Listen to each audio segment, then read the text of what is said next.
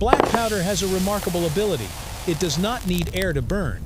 Even when compressed inside a sealed chamber, the flame spreads, gases form, and pressure rises until the container can no longer withstand it. While most materials rely on oxygen from the environment like wood, paper, or oil, gunpowder carries its own oxygen supply. This single detail-shaped military technology, from ceremonial fireworks, it advanced into artillery and early rockets, simply because it could generate oxygen internally. This unusual behavior led medieval gunsmiths to observe a curious pattern. In rain, inside damp caves, even within closed boxes, gunpowder could still ignite. To them, it hinted at a hidden principle. To modern chemistry, it reflects the decomposition properties of nitrate ions, a reservoir of oxygen stored within a crystal lattice. The Among idea the three sounds components simple. of black powder, saltpeter, potassium nitrate, KNO3, plays the decisive role. At high temperatures, KNO3 decomposes into compounds such as K2O, N2, and O2. The released oxygen appears directly inside the network of carbon and sulfur. When 1 mole of nitrate breaks down, it generates enough oxygen to burn nearby carbon without any external air entering the reaction. This mechanism sets gunpowder apart from ordinary fuels. A piece of charcoal needs airflow to keep burning.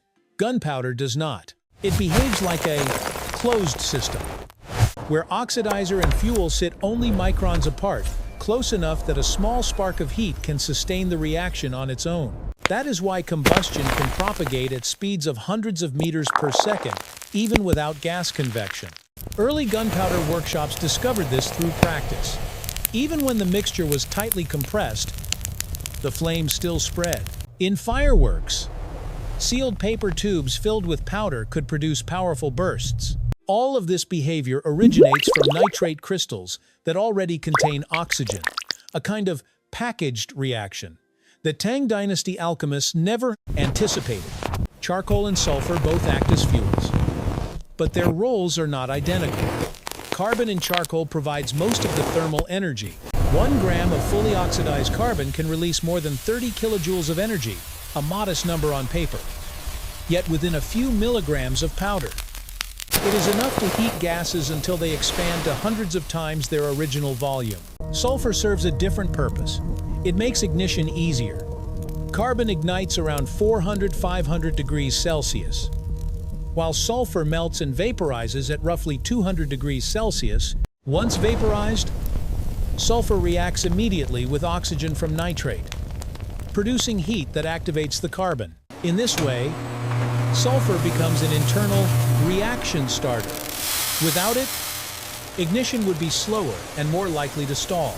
Inside each grain of powder, carbon and sulfur are distributed around molecules of saltpeter. It resembles placing fuel next to an oxygen tank within a microscopic space. One hotspot can trigger a continuous chain reaction.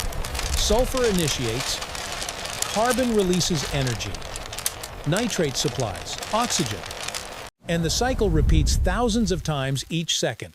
This uniform structure, where every 3 millimeters grain acts as a miniature version of the full mixture, is a direct result of the corning process developed in production workshops from the 16th century onward.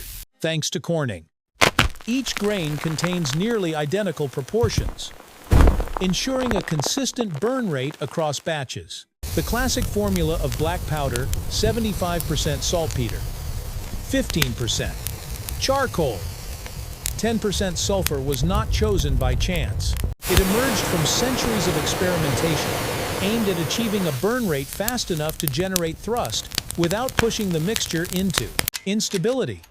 Saltpeter occupies 75% because it provides the optimal amount of oxygen for carbon to burn almost completely. Reduce it to 60%, and the reaction weakens with less gas production. Increase it to 80%. And excess nitrate slows combustion because there is not enough fuel to use all the available oxygen. Charcoal at 15% balances energy output and gas generation. Adding more charcoal can intensify the reaction but risks uneven burning, creating hot and cool zones. In early firearms, this caused fluctuating muzzle velocities and reduced accuracy. Sulfur at 10% lowers ignition temperature without making the mixture overly sensitive. Beyond about 15%, the powder becomes prone to accidental ignition through friction. Many accidents in 17th century European workshops were traced back to overly fine charcoal, combined with excessive sulfur, a small change that triggered dangerous dust explosions. The 75 hours, 15 minutes and 10 seconds ratio therefore became a global standard. Each unit volume of powder mixed this way produced enough gas to propel a projectile without generating heat levels that could damage the softer metals used in early weapons. If you want to follow the technical journey from a single grain of black powder to the earliest forms of rocket propulsion, the next chapter continues that path. Leave a follow to keep pace, and let physics and chemistry reveal where their intersection leads next.